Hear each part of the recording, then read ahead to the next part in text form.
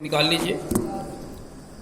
देखिए इसमें ऊपर पहले पेज पे लिखा हुआ है सनातन धर्म के 4 स्तंभ, 4 पर लिखा हुआ। उसमें से पहला है संध्योपासन, दूसरा है वेदाध्ययन, तीसरा है सत्संग वो यज्ञ, चौथा है दान। वेदाध्ययन के अंतर्गत आ जाता है सत्संग, स्वाध्याय भी आ जाता है, ठीक है ना। ये 4 कर्म जो है आपको तमोगुण से सतोगुण में लाते हैं, ठीक है ना। तो पहला पेज तो आपको इस सुधार के लिए है। अगर आप नहीं करेंगे संध्योपासन तो फिर शूद्रवर्ण में चले जाएंगे। ये मनुस्मृति कहती है जो दोनों समय संध्योपासन नहीं करता उसे सब द्विजित कर्मों से शूद्र के समान बहिष्कृत कर दिया जाए। तो आपको दोनों वक्त का संध्योपासन करना है, ठीक। इसके बाद आ जाता है, दूसरा पेज खोलो। इसके बाद आ जाता है सतोगुण ब्राह्मण वर्ण के लक्षण क्या हैं, ठीक है। तो इसको आप पढ़ लेंगे तो आपकी समझ में हमेशा याद रहेगा हमें कहां रहना है। इसमें रहना है ब्राह्मण वर्ण में। और फिर नीचे तमोगुण है शूद्र वर्ण, उसकी व्याख्या है मनुस्मृति के हिसाब से। इसको आपको छोड़ना है, ठीक है ना। इसको जब याद कर लेंगे तो तरोताजा हो जाएंगे। फिर तीसरा पेज खोल लीजिए। उसमें ब्रह्मकुल में रहना बड़ा आवश्यक है। ब्रह्मकुल का मतलब सतोगुण। भगवान को ब्रह्मकुल पैदा है, अब अच्छा लगता है, उनको प्रिय है ना। जिसे कहते हैं सुन गंधर्व कहूं मैं तो ही मोइन सहाय ब्रह्मकुल। ब्रह्मकुल में रहिए, ब्रह्मकुल के सदस्य बनिए।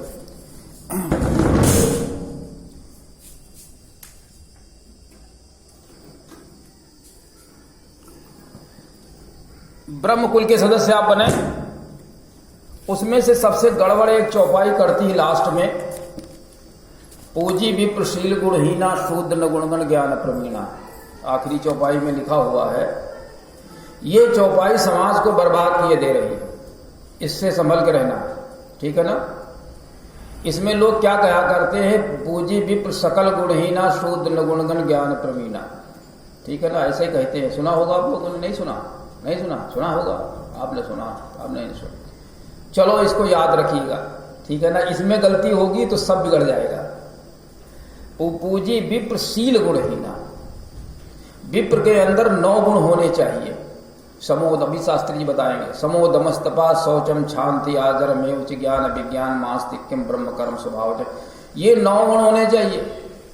उसमें से ये चौथाई गुण है शील, यानी 9.25 गुण हो तो विप्र मान लिया जाएगा।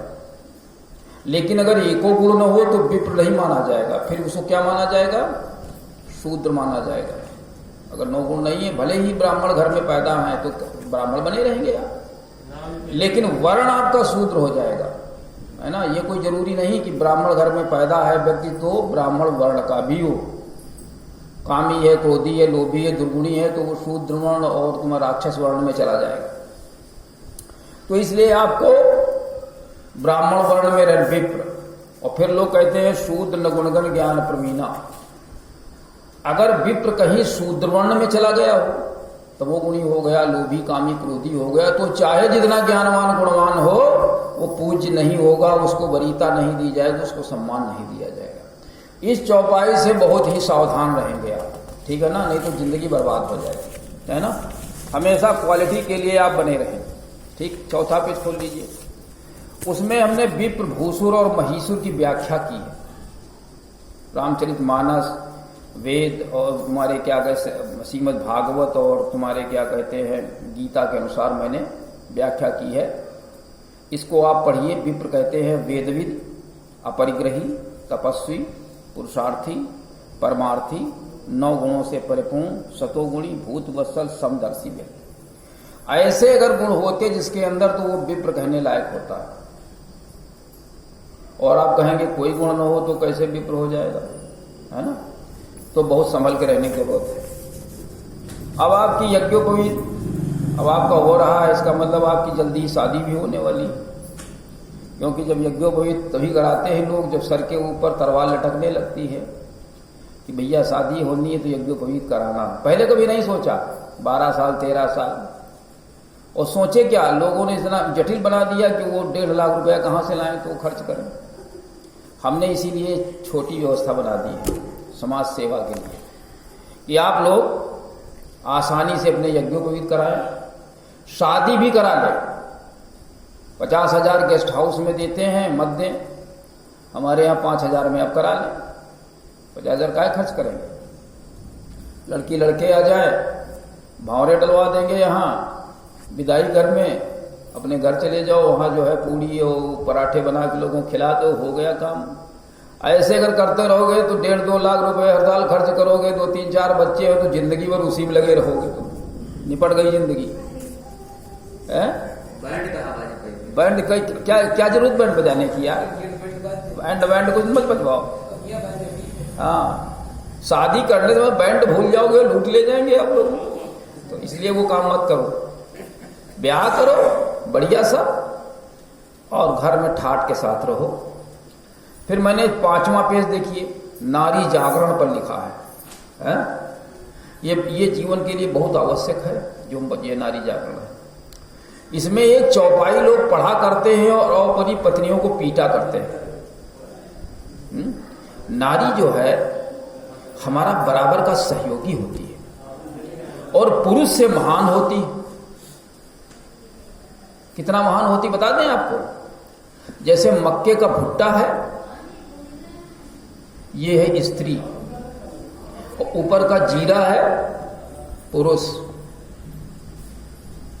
और तुमसे कहा जाए कि भुट्टा ना खाओ, उसको जीरे को काट काट के रखो, क्या करोगे? नहीं रखोगे।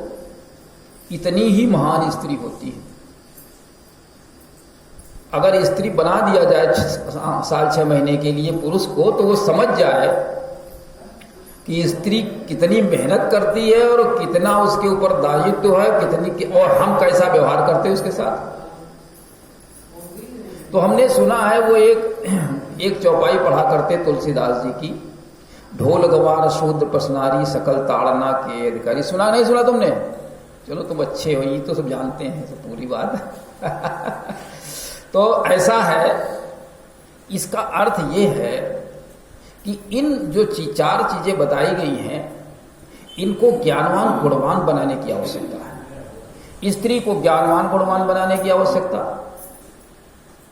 ज्ञानवान गुणवान अगर स्त्री होगी तो बच्चे भी ज्ञानवान गुणवान होंगे। 3-4 उदाहरण हैं। जैसे अत्रि और अनुसुईया ने तप किया, कैसे श्रेष्ठ बालक पैदा करने के लिए। दत्तात्रेय, उनके जो लड़के पैदा हुए श्रेष्ठ व्यक्ति थे। श्रेष्ठ व्यक्ति बनाने में बड़ी मेहनत करनी पड़ती। कश्यप आदित्य ने किया, वामन भगवान पैदा हुए। और अत्रि अनुसुईया ने किया, दशरथ के रूप में पैदा, राम पैदा हुए उनके यहाँ। राम और सीता ने किया तो लवकुश पैदा हो गया। पानी बरसने लगा क्या? चलो कोई बात नहीं, चिंता न करो, यहाँ सब व्यवस्था व्यवस्थित है, पानी नहीं नीचे आएगा। तो इस प्रकार से एक श्रेष्ठ व्यक्ति पैदा होने के लिए, बच्चा पैदा करने के लिए हमें ताड़ने का मतलब जागरूक रहना, उसके लिए प्रयास करना, उसके लिए मेहनत करना, श्रेष्ठ बालक पैदा करने के लिए। इसको ताड़ना कहते हैं। भैंस जानवर को ताड़ोगे, मारोगे, मर जाएगी, दूध थोड़ा देगी, हड्डियां मिलेंगी आपको खाने। छोटे बिरादरी को इनको सब मारोगे, पीटोगे तो क्या होगा? तुम्हारा सब काम बंद हो जाएगा, बगावत हो जाएगी। इसलिए सबको सम्मान देना चाहिए, बराबरी का। ताड़ने का अर्थ है ज्ञानवान गुणवान बनाना। भगवान राम को देखें आप, जब जंगल को जाने लगे तो दासीदास जो छोटे लोग थे उनको अपने गुरु से सौंपा। दासीदास बुलाए बहोरी, ओ गुरु ही सौंपी बोले कर जोरी, और सबकी सार समार गोसाई, और करब जनक जननी की नाई। इस प्रकार से हमेशा जागरूक रहिए, लोगों को सम्मान दीजिए। तो ये मैंने स्त्रियां 6 तरीके से दूषित होती हैं, उसको भी मैंने लिखा मनुस्मृति से। अगला 6 पन्ना खोल लीजिए। वेदों में स्त्रियों का क्या स्थान बताया गया? स्त्रियों के यज्ञोपवीत होते थे, वेदों को पढ़ाती थी, गायत्री का उपदेश करती थी, संध्योपासन करती थी, तब हमारे यहाँ श्रेष्ठ बालक उत्पन्न होते थे। आज आप न यज्ञ, न आप वेद पढ़ने देंगे, न गायत्री मंत्र पढ़ने देंगे, न उनको यज्ञ कराएंगे, कुछ कराएंगे, तो लड़के ऐसे हो रहे हैं जो सारे दिन चरस पिया करते बैठे बैठे सड़क के ऊपर, ऐसे हो रहे हैं। इसी कारण से इस प्रकार से अपने परिवार को, अपने को सामंजस्य रखते हुए आप आगे की ओर बढ़ेंगे। चलिए इसी के साथ में हमारे शास्त्री जी थोड़ा शार्ट में बता दो, क्योंकि टाइम ज़्यादा हो गया। ठीक है, 20 मिनट में से बता दो पूरा। देखिए अभी यज्ञोपवीत के विषय में बता रहे हैं पंडित जी, सुने आप। चलो।